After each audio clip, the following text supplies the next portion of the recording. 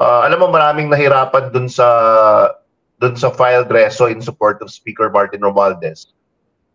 Because initially, nung in-announce yun, na magkakaroon ng such resolution, yung mga kongresista walang problema. Sabi nila, pipirmahan natin yan. Of course, we are expected to support the captain of the ship.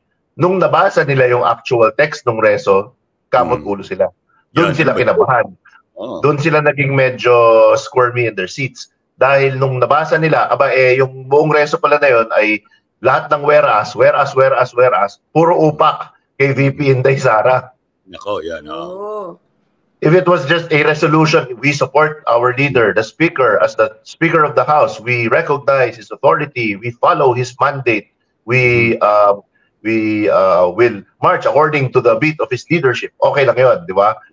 Kung ganyan, plain vanilla. Pero nung nabasa nila yung reso, wow, whereas, puro upak kay VP Inday. So that's when they had that bit of a struggle. Kasi a lot of these congressmen, don't forget, are holdovers from the Duterte administration.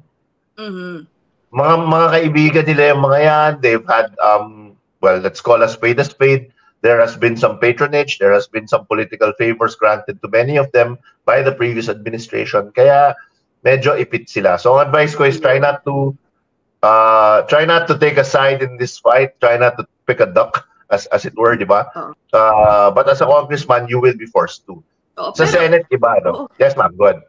Sir, sorry. So, ibig mo sabihin na some congressmen, you believe, signed with hesitation doon sa House Reso, and in a way na they were parang left with no choice? Is that even a reality, left with no choice for these congressmen at this point?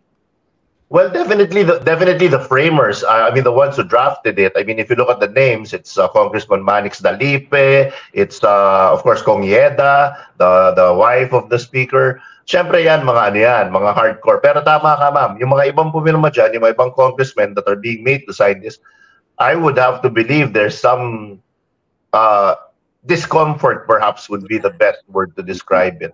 Na parang in the back of their heads, I'd rather this document did not exist. But here it is.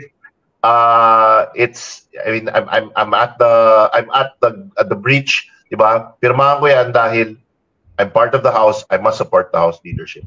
So there was not probably. In fact, I'm calling it a certainty. I'm certain that a lot of congressmen had discomfort signing that. No?